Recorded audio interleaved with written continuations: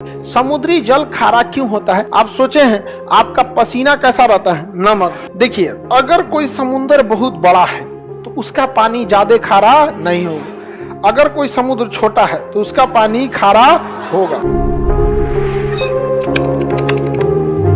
महासागर का जितना भी जल होता है खारा होता है, हम उसे पी नहीं सकते। अगर पिएंगे तो फिर हमारे शरीर में बीमारी आने लगेगी, डिहाइड्रेशन होने लगेगा। वो पानी जल्दी देर तक रहता नहीं है शरीर में, वो खारा पानी होता है। दूसरा, उसमें ज्यादा देर तक रहेंगे तो चमड़वा छोड़ा देता है आपला का। बहुत ज्यादा उसका पानी क्या होता है? खारा होता है। ठीक है, अब समझिए ध्यान से, समुद्री जल खारा क्यों होता है? क्योंकि नदियां नमक को ले जाके समुद्र में गिरा देती हैं। हमारे अगल बगल के वातावरण में नमक बहुत ज्यादा है। आप सोचे हैं आपका पसीना कैसा रहता है? नमक।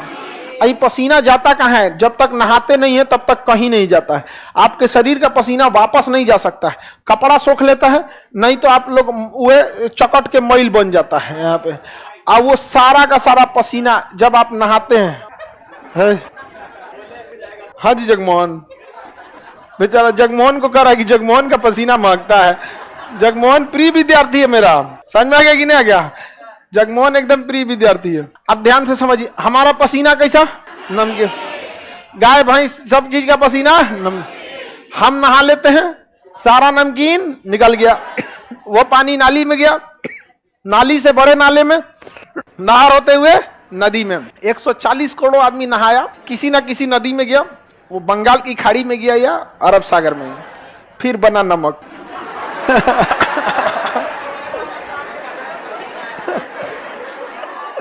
वो नमक कहाँ है?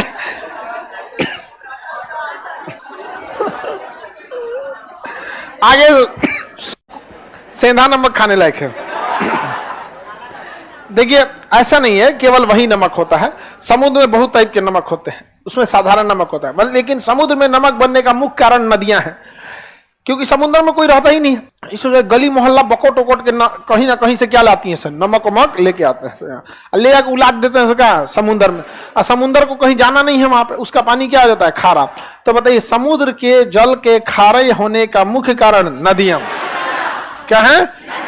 नदियां हैं। देखिए, अगर कोई समुद्र बहुत बड़ा है तो उसका पानी ज्यादा खारा नहीं होगा। अगर कोई समुद्र छोटा है तो उसका पानी खारा होगा, ज्यादा हो जाएगा खारा। अटलांटिक महासागर का खारापन 35 है। कितना है?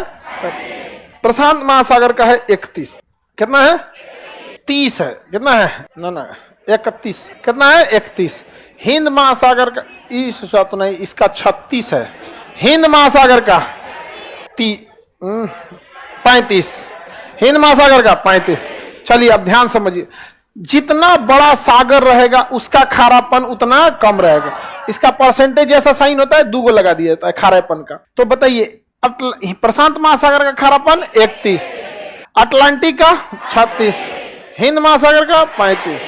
हिंद महासागर का सबसे खारा महासागर प्रशांत महासागर, सॉरी अटलांटिक महासागर। सबसे ज्यादा खारा अटलांटिक में, जिसका रीजन समझिए अब आप खुद से। इधर से भी नदियां इधर गिर रही हैं, इधर की भी नदियां इधर गिर रही हैं, इस साइड की नदी इधर, इस साइड की नदी इधर, चारों ओर से उलाट दिया इसी में ले आके। इसका पानी क्या हो गया? खारा। हिंद महासागर का खारापन 35। देखिए, ये सारा नदी जितना इधर से आ रहा है ना, सब इसको क्या बना देगा? खारा बना देता है। प्रशांत महासागर इतना बड़ा है कि कितनों खारा कीजिएगा वो पंचुचुरे लगता है, क्योंकि सबसे बड़ा महासागर है। तो महासागरों में सबसे कम लवणता प्रशांत, सबसे ज्यादा लवणता हाँ, और हिंद महासागर का 35। तो हिंद महासागर की लवणता को ही हम महासागरों की औसत लवणता मान लेते हैं। तो महासागरों की औसत लवणता 35।